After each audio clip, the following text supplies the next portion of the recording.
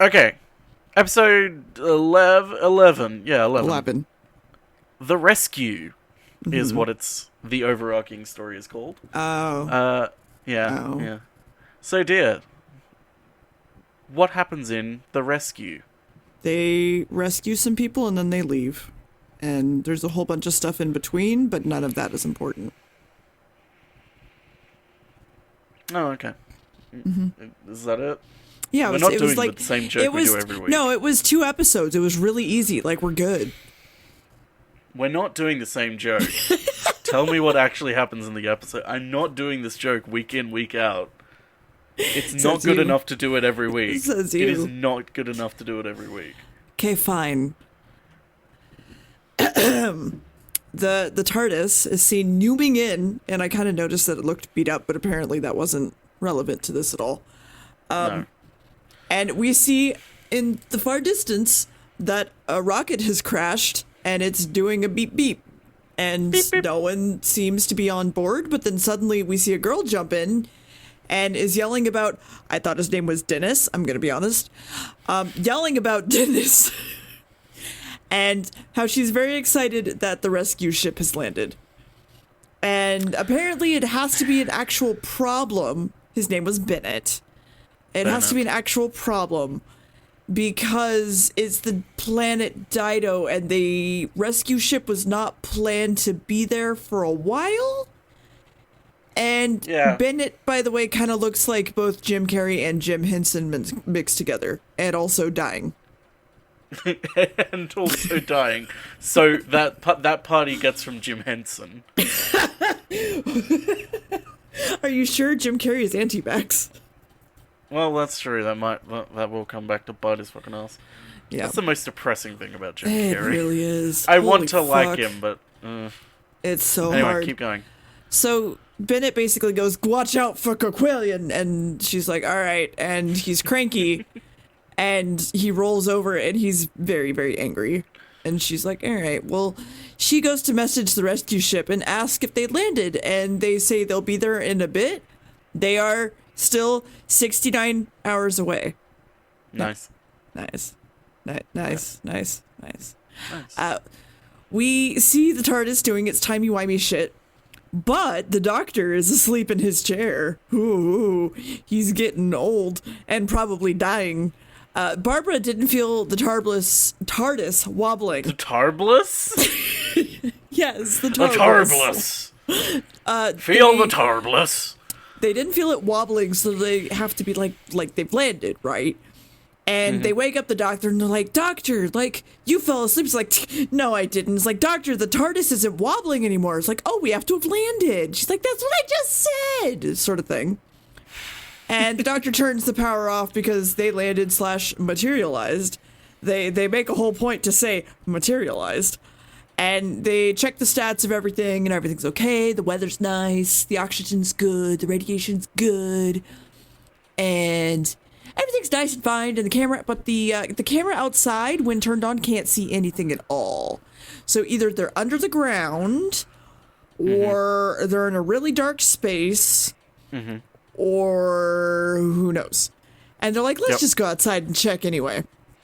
And then the Doctor goes, Susan, time for you to open the doors, and you can literally physically hear his heart break. Yeah. And it's,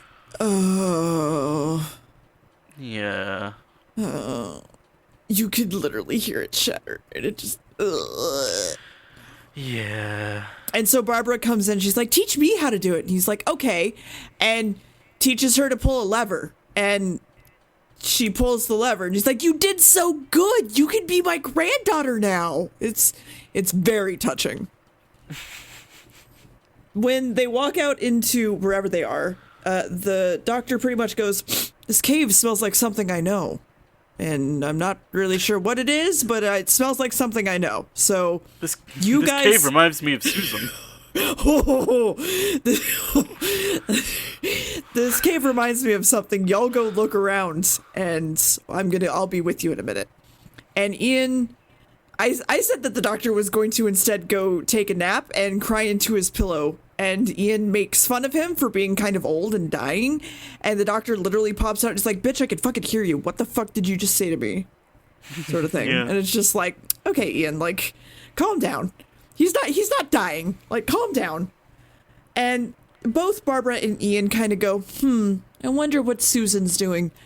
Probably learning to milk cows. Or David. I'm loving it.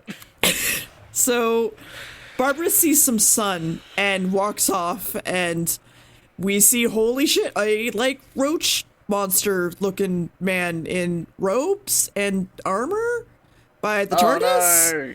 And he's kind of like a steampunk nightmare. Like, if you went to a convention and someone just dressed up as their random OC steampunk monster from a game that they made, it'd kind of be like that. I don't know where the fuck you're getting steampunk from.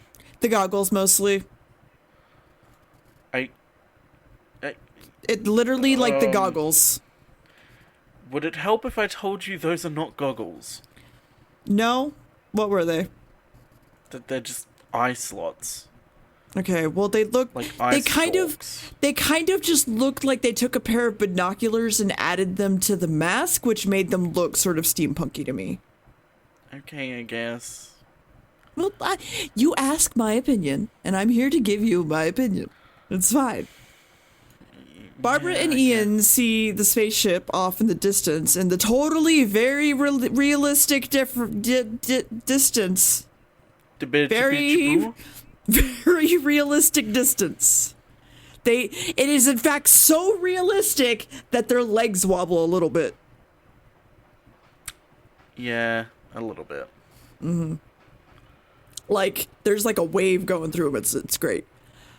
So they're like, there's also some houses down there, which were also probably destroyed around the same time that the ship landed, because we could tell that from here. And Barbara's like, well, you know, what are we going to do? And Ian's like, well, why don't we tell the doctor? And Barbara's like, well, why shouldn't we? Oh, no. It was Barbara asking, why shouldn't we tell the doctor? And Ian doesn't want to tell the doctor. Why not, And Barbara's like, well, he's sad. So maybe we should do this on our own. And then fucking Roachman comes up behind Barbara and Ian and tells them to answer his questions. Do they come from Earth? Yes. Where's your rocket ship? In the cave. Is there anyone with you? Yes. I'll take you to City with me. And they're like, all right, well, I guess we'll go get the doctor. And Ian goes inside the cave, and then Rock Roachman, stands in between Ian and Barbara and, like, slowly advances on her. And she's like, what are you doing? Like, please don't touch me. And he's like, I don't know what you're talking about. I'm just here to be friendly. And then he just pushes her off the cliff. Yeah. Like, Barbara's dead. Barbara's dead. Barbara's dead. We lost Susan last episode, and now we've lost Barbara this episode. Yeah. Ian's not dying, though. They're dropping like flight. Yeah, I wish he did this episode. Wow, like, but he was pretty good this episode. Yeah, he was. But also, I don't want to have to waste a whole nother episode to wait for Ian to die. Keep going. It's just filler. The doctor remembers the planet they're on, and it's called Planet Dido, apparently, and it's never been brought up before. And I was like, Gamb, what planet is Dido? And he's like, you'll find out. I'm like, but he's literally talking like they've already been to Dido. No, I didn't. You said which episode was Dido, and I said none of them. It's this planet. And you're like, oh, okay. I guess I was confused about my end of the conversation. It's fine. Yeah, your end of the conversation was literally, wait, you were literally like, what planet is Dido? And I said, this one. And you were like, okay. Oh, okay. So that's because I thought you were just, like, not wanting to tell me. No, it's because you're bad at talking. Like, what? I'm very bad at talking, and yet we're doing a podcast. I don't know why. So Roach Man pushes Barbara, and we cut back to the doctor remembering that it's planet Dido, and he's like, I wonder if I tell Ian that I planned on this, if he'd believe me or not. And he's like, and is just doing like old man shenanigans. And Ian goes back inside the cave, and Roachman pushes a button on a staff thingy, and a bunch of rocks fall, keeping Ian inside the cave and almost fucking killing him. Apparently Barbara did not die. She's knocked out on the beach and is perfectly okay. The doctor and Ian realize that they're now blocked in, and Ian's like, it wasn't an accident. And the doctor's like, what are you talking about? All the people here are very, very, very, very friendly, even though they just fucked over Ian, supposedly, and they perfected a ray that helps with construction, and he can't pick a fucking conversation to have with Ian. He's like, no, the people of Dido are so nice. But wait, what about Barbara? But wait, what about this? But actually, did you know that the stick that they just crafted was... Did you know the stick that they just crafted was made for construction? They perfected it when I was here, and it was amazing. And did you find out where Barbara went? And it's just a lot. If Barbara's dead, it's on your head. But did you know this stick? Yeah, did you know about this stick? So, they perfected the ray that helps with construction. The doctor's, though, worried that something changed in the people of Dido to make them extremely evil. And he's not really sure why.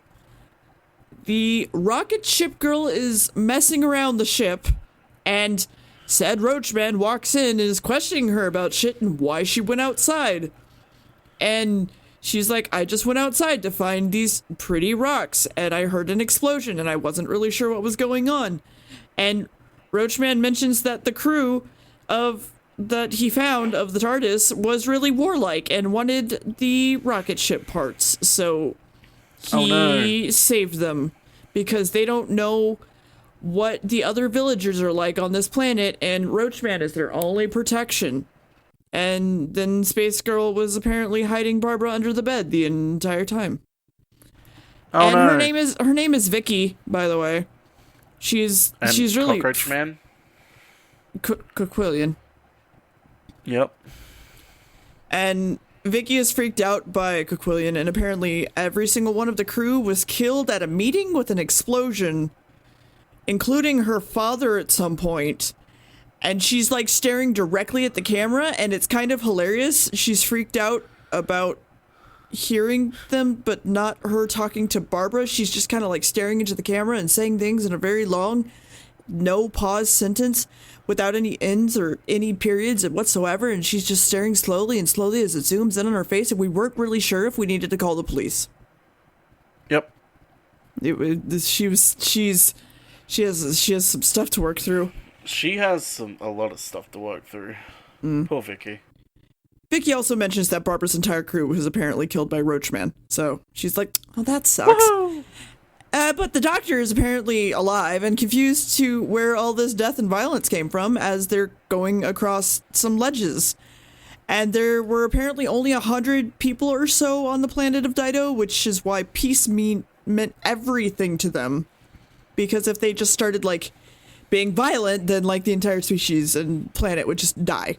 Like, everything would just go to shit. Well, maybe not the planet, but, like, the people of Dido would just all die out. And we find out also that Barbara apparently grabbed a hold of a tree branch to stop her fall. And I thought there was a panty shot, but we wound up realizing that she was just wearing leggings. So there's that. What do you mean we? I told you. Well, fine. I guess we weren't watching the episode together. But, we were, but you were like, was that a panty shot? And I was like, no, it's not, like, that wouldn't, there's no way that's a panty shot. It's just pants that she's wearing. You also went, like, if it was, then it wasn't intended. And I'm like, yeah, no, I believe that, but it took us a while to, like, make sure and see, like, the wrinkles around her knees of her leggings, so. By the way, Vicky is perfectly fine if no one comes for them at all, apparently. And Bennett comes in, and Vicky shows off that Barbara is now there, and then we're back to balancing around in the cave, and the doctor notices stuff about ledges, and before pointing a light directly down into a chasm, and going, hey, look how deep this goes, but don't look down. And then they look down again, and they see like a weird lobster salamander thing, like a thing down there, and it's going at them. And they then start walking and notice that there's actually handholds on the wall as they walk around to help them pass that crevasse. And they get around, and then Ian makes it across, but apparently one of the handles was on a wire.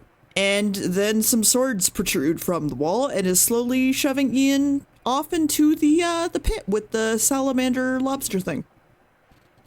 Yeah, and then that was the end of the episode. Thing. Yeah. Ain't that fucking terrifying? Yeah. So that salamander lobster thing, that wasn't a prop, that was a costume. There was someone in there. No, yeah, I kind of realized that. Someone in there crawling on the ground. Slipping, sliding, scaring people. He doing a little slidey slide. Yeah. So, the design of Koquillion, that's mainly the head and like face and everything, was based on the close-up of a fly, which you can kind of see. Yeah. Yeah, I could see that. Yeah. Also, something else you probably didn't notice, but if you rewatch it again, you would definitely notice.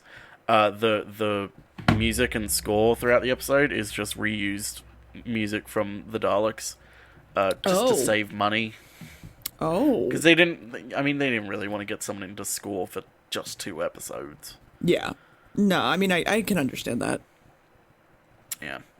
So. So...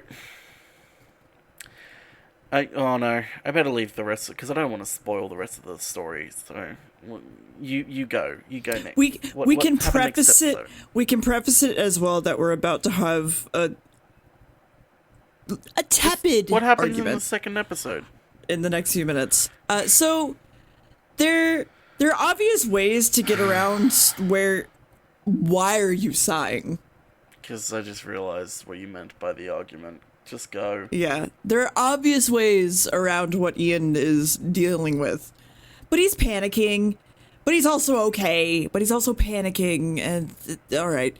He could basically very easily step around the knives, which he in fact does, actually. He just takes off his coat to not touch the knives, puts it on the knife, which were razor sharp, and walks around it, and he's good.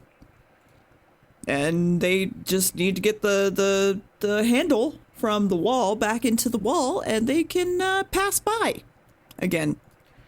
Yep. Anyway, Barbara is checking out on Bennett because he apparently passed out, and she starts talking about overpowering Quillion, and Bennett's like, no, this is dumb, you will die, he will kill you.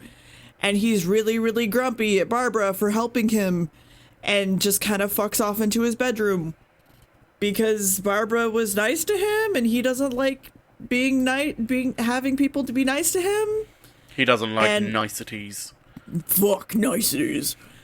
Ian and the doctor, however, get the trap relaxed and walk themselves around while the salamander lobster is gazing gently out. I said the window, but it was the door to the cave. It was like the entrance to the cave. The door to the the door to the cave. The entrance to the cave where sunlight is gently coming through with a nice breeze, the smell of salt air. And Vicky is apparently getting water, and the doctor and Ian finally also see daylight and start to head for it. And we realize that Vicky is like right next to the lobster, but also inside of Barbara. So Barbara takes a gun that she found while setting the table and shoots the lobster thing, making it scream like a whole bunch, like sort of screaming. And Vicky apparently is upset because she apparently trained it to come out for food, and Barbara fucking killed it. Oh, is it? Yeah. Oh. Well, that would be why. Vicky apparently trained it to come out for food, and Barbara fucking killed it. And Ian is threatening to kill Killian with the gun, and she's just like, no, shut up, I don't want to deal with any of you. Barbara shot my fucking pet. And Vicky's like, you know what, You know what? I know what it's like here. You just got here. Like, shut up and leave. And throws a tiny temper tantrum. I mean, again, justified. She fucking shot her pet while she was screaming, "No, Barbara, don't. Wait, Barbara." And Barbara going, "No, it's alright. I'll save you." That did not. It was very quick. It is literally what happened. Vicky was going, "No, Barbara, wait." And Barbara went, "No, Vicky, go away. It's going to eat you." That's what happened. So I guess I didn't hear that, because for me it was literally just, "No, Barbara, wait," and then Barbara just shoots it. No, Barbara was talking the whole time, but she was talking over Vicky, so you could only really hear one of them talking, really. Okay, so then in that regard, I would still say they're both stupid, whereas you feel How Barbara... is Vicky stupid? Okay, let me finish. I feel Vicky is stupid because she maybe shouldn't have trained an animal on an alien planet in the first place, but that's just... So really, her pet dying was her fault because she shouldn't have had the pet to begin with. I didn't say that it was her fault. That is exactly what you're saying. I'm not saying it's her fault. I'm saying... Okay, so Vicky is dumb because she had a pet that died because someone else shot it. No, I'm saying she's dumb because I don't think she should have befriended animal life on an alien planet, but that doesn't mean that it deserved to die. Well, but when we're saying, it's whenever I said, "No, Barbara's in the wrong completely," you're like, "Yeah, but Vicky..." No, you just kept going, "No, Vicky's dumb too." It's like, no. In this situation of who is in the wrong of the pet dying, the answer isn't, well, Vicky shouldn't have had the pet to begin with. The answer is, Barbara shouldn't have shot the pet. Separate outside of that, you can go, maybe she shouldn't have, tried to train the local that's... fauna. Okay, again... But you don't have that inside the argument of, was it wrong for Barbara to shoot the pet? Again, this is going back to apparently I don't talk good and I'm fucking stupid when I make words. So... yes, that is the exact thing that I'm trying to argue here. That I think both are wrong. Just, I don't think her making a pet on an alien planet is the reason it should have died. It should have died because it's a piece of shit. You know what? Yeah, the costume was terrible. Like, fuck that. What else fucking happens in the episode? Okay. So, they're very grumpy at each other.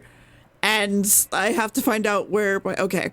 And the crew could easily also be her rescue ship, but I guess that doesn't really cross her mind at all. You know, she has to wait for the rescue ship that's coming. She doesn't know where they're from. They might not be from Earth. She doesn't know yet. Well, no, I know. But, when you're on an alien planet, I sort of imagine, that all options are there for you. But maybe that's just me, that I'd be, trying to figure out every possible way to leave, instead of just oh, I have to wait for this specific rescue ship. I don't know. If I'm on a stranded island, I'm not exactly going to be concerned that the ship going back is going to Japan instead of America. Okay. Anyway, to be fair, in a world where space travel is a thing, this is different. Anyway, the doctor actually calls Vicky over, and she's like, "Hey, you don't really mean that. It's all right. We'll be friends. We're here to help you.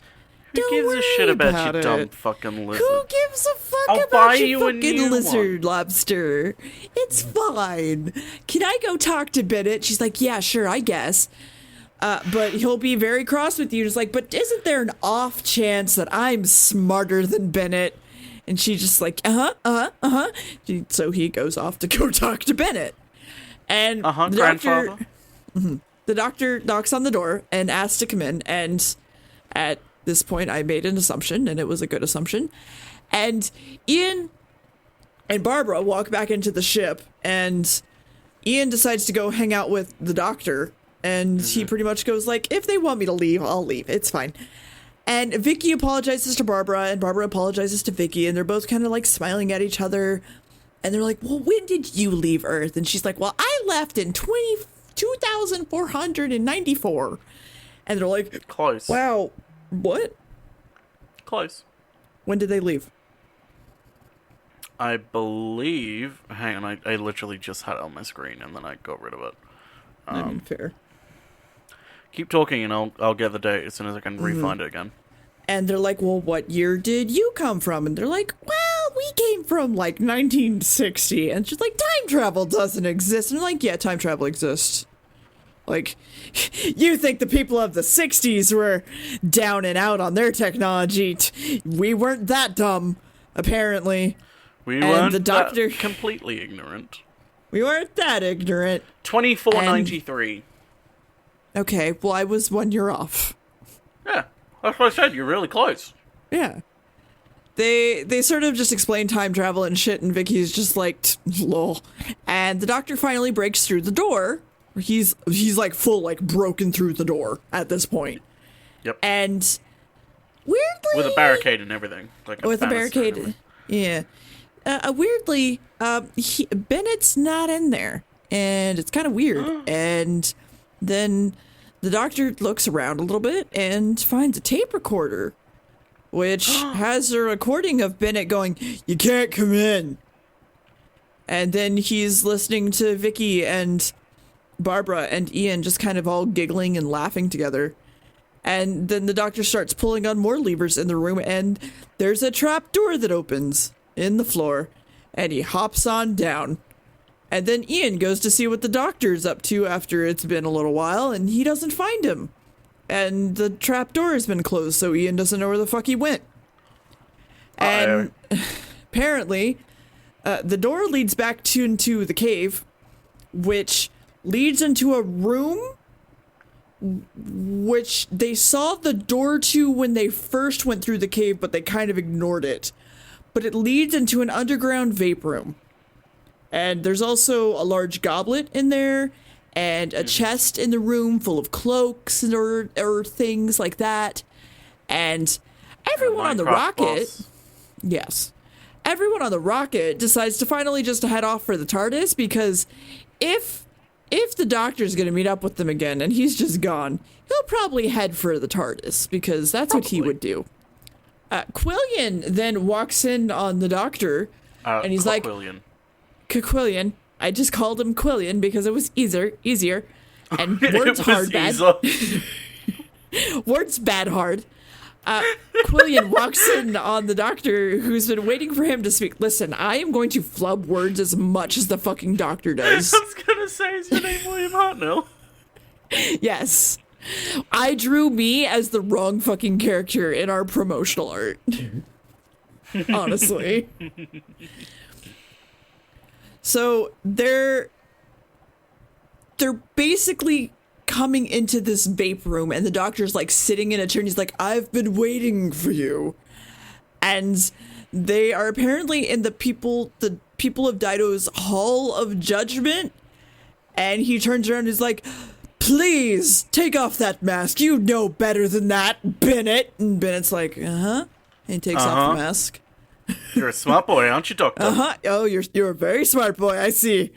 And it was apparently to save his life because he killed a member of the crew on his way to Astra, and his crime was yet to be radioed to Earth. So when they landed on Dido, all the people of Dido took the crew in with them. So he rigged an explosive from the ship parts, killed everyone on Dido, apparently except the girl, because she had stayed back because she was apparently sick or something. And so she didn't know anything about it, and she didn't know about him killing someone.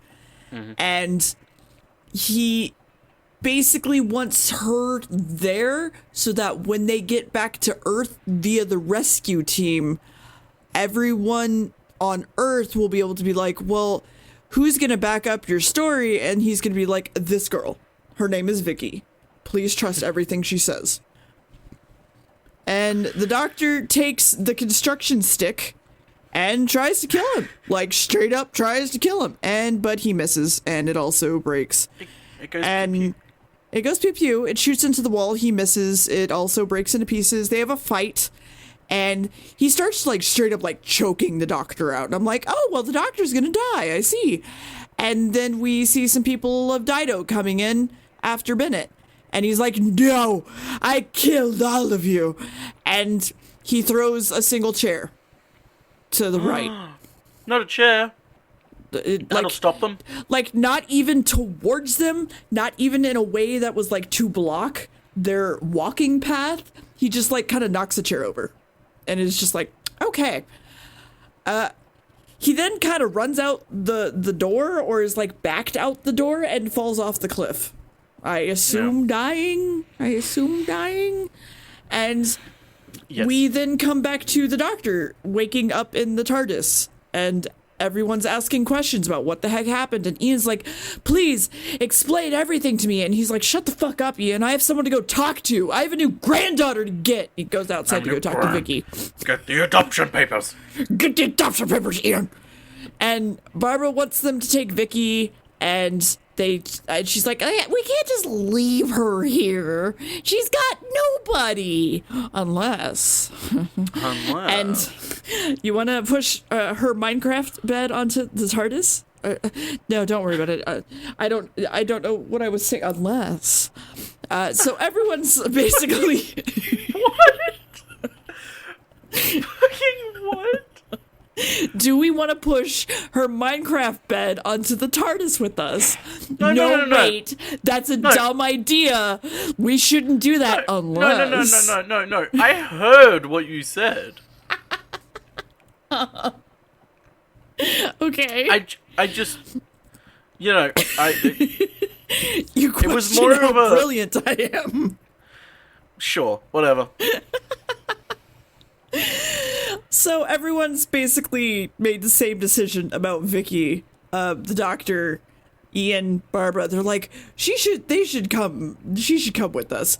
And they invite her inside, and she's like, it's bigger on the inside, because of course. And they're like, Vicky, do you want to come along with us? And she's like, mm-hmm. So she's coming along, and she's now the adopted granddaughter of the doctor.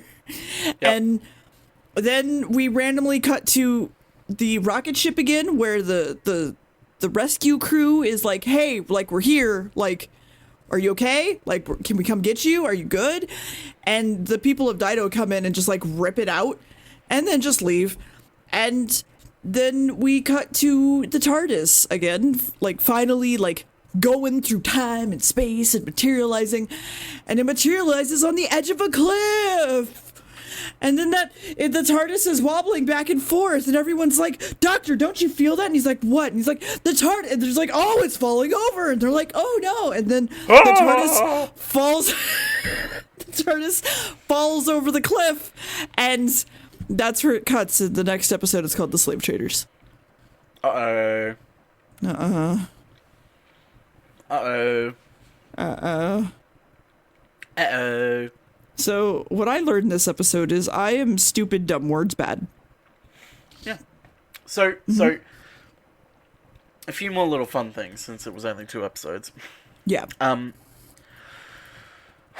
So Maureen O'Brien, who is the actress for Vicky, initially the producers wanted her to dye her hair black to make her look more like Susan.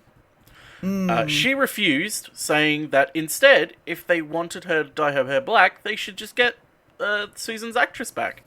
Yeah, I agree. 100%.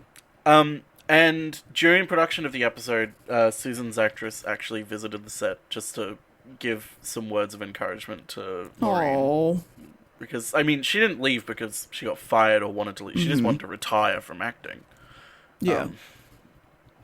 Which, yeah, so she gave some encouragement to her.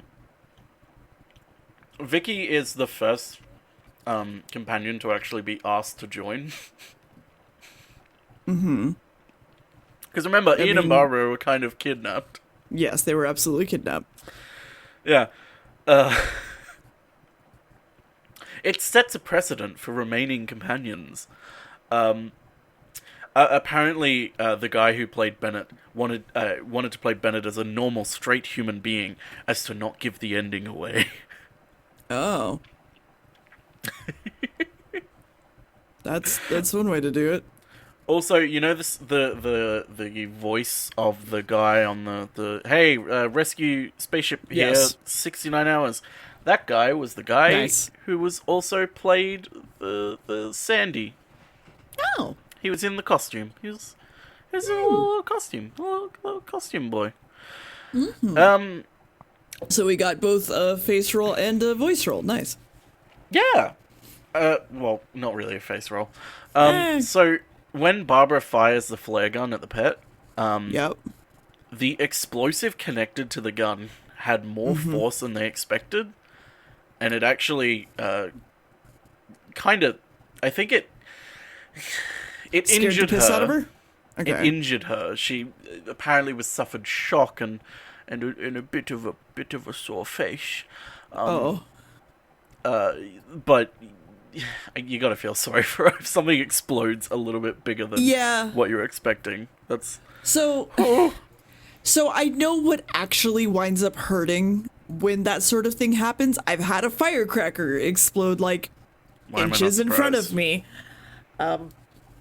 and it's not fun. I don't know if it would be extremely painful in some cases, but like I could see how like Herb not being aware of it. I was more surprised that like the gun didn't shoot back and smack her in the face.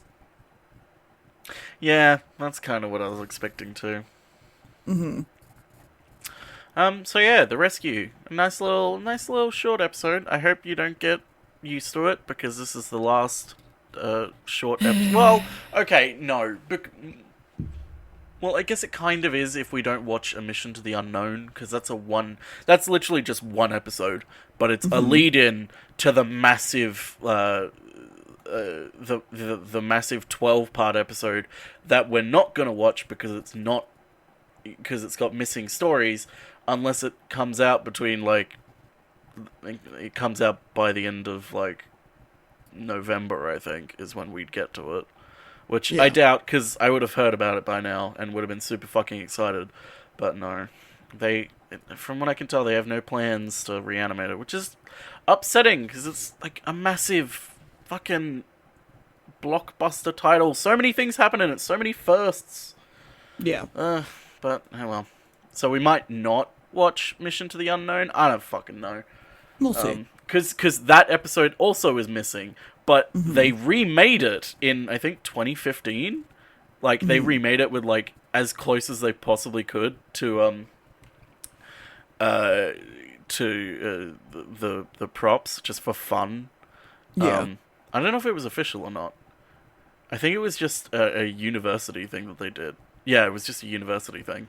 But it's pretty charming for what it is. But, yeah, other than that, we're not getting short episodes for a long time. It's all 6s and 4s from here on out. Yeah. And quite a lot of 7s and 110.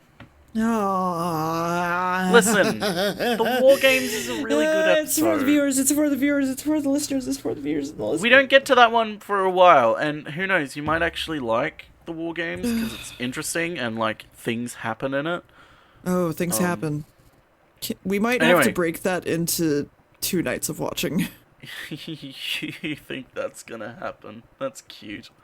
So if you think I'm gonna stay up extra to do that with you, you're very wrong. The Rescue. What'd you think? I was bored. Really? Yeah. It didn't. When I basically already kind of figured out, like, what the fuck was up, like, I was just like, okay, well, I'm bored. Okay. Once there's one plot twist in this that is interesting, and it's in the last few minutes, and it's just like, okay. This was the first episode of Doctor Who to make the UK's top 10 most watched programs list. Well, good for the UK. I'm not the UK. Wow. I'm not the UK, okay? Wow. I'm of the US of fuck me. Okay. The U.S. of, oh, Jesus Christ, please help me. A? Yes. Yes. Yes. So, Yeah. what would you rate it then? I don't... I'm a 3, maybe? Really? Wow. Yeah. Well, okay. Like, the set piece of the room of whatever was nice. The fact that they had a person in a costume was nice. But those two things to me alone were not enough to keep me into it. Wow. Well, I'm sorry. You want my opinion. I'm giving you my opinion. No, it's fine. It's Are you fine. sure? Are you sure it's fine? It doesn't seem like it's fine. I mean, it is fine. I don't really... I'm indifferent towards this episode. So you'd probably look at this episode and go, it only exists to put Vicky in the TARDIS. The problem is, no, it doesn't. A lot of people think that, but it isn't. It was actually meant to be a story on its own, and the story, is pretty weak. So because it's only 2 episodes, I'm indifferent towards it. If it was 4 or 6 episodes, it'd be like, oh, this is one of the weakest episodes. I mean, the good news is, upcoming, we got some real fucking good ones. I don't know about the next one, because I haven't watched it in a while. But it's only 4 episodes, so who fucking cares? Yeah. I mean, Plus, I'd be down. It's interesting. It's got a lot of interesting ideas. I would be down for a 4-parter. I think after 4 parts, I get a little bit tired pretty quickly. After 4 parts, the story has to then justify why. It's like, okay, you have 4 episodes to justify your story. If it's longer, then it's like, okay, the story not only has to justify itself, it also has to then justify being longer. It's... an interesting one. But anyway, next week, you said the first episode of it is called The Slave Traders. But the actual episode is The Romans. That's right, baby. We're going back to ancient Rome for the first time. I'd say the last time, but it happens constantly. Because shock horror, it's an easy place to film about, and it's a place like the BBC has a lot of historical costumes and sets. It's very easy to be in a place that has a concrete/marble floor and put on theatrical costumes that are very widely available. Yeah. The episode after that, though, is one I think you're going to find fucking hilarious. You know what? I will look forward to that. Actually look forward to that. You really should, because it is amazing. I'm not going to say anything about it now. Next episode, I'll reveal a little bit more, give you a screenshot to react to. Okay. But it is... Next episode, The Romans. The Roman... I fear it's a bit milquetoast. I know it's got some scenes that you're not going to like. Okay. Straight up, some scenes in it you're just not going to like. That kind of not going to like. Okay. Yeah. Okay. All right. Anyway, next episode is Romans. I'm saying the same thing over and over again. Dear, is there anything that's happened in your week that you want to tell anyone else about? Well, it was Dan's birthday, so that was pretty fun. Happy birthday, Dan Jones. Happy birthday, Dan. We're actually recording this, not the day of, but, it's still technically Tuesday for me, so, So, the day of? Yeah. Well, it's 5:18 a.m. on a Wednesday, but I haven't gotten to sleep yet, so it's still Tuesday to me. So, okay, fair enough. Happy birthday, Dan. Patreon, Discord, normal shit that we've been talking about. Well, just talk about... Well, okay. Something you can watch the next week. You can listen to the next week's episode a week early. By going to patreon.com/gamblord, and And I'll figure out we'll shit later when we have more stuff planned. Yeah, and worked out. We'll figure out the rest of the stuff later. We'll get to that. Goodbye. Goodbye.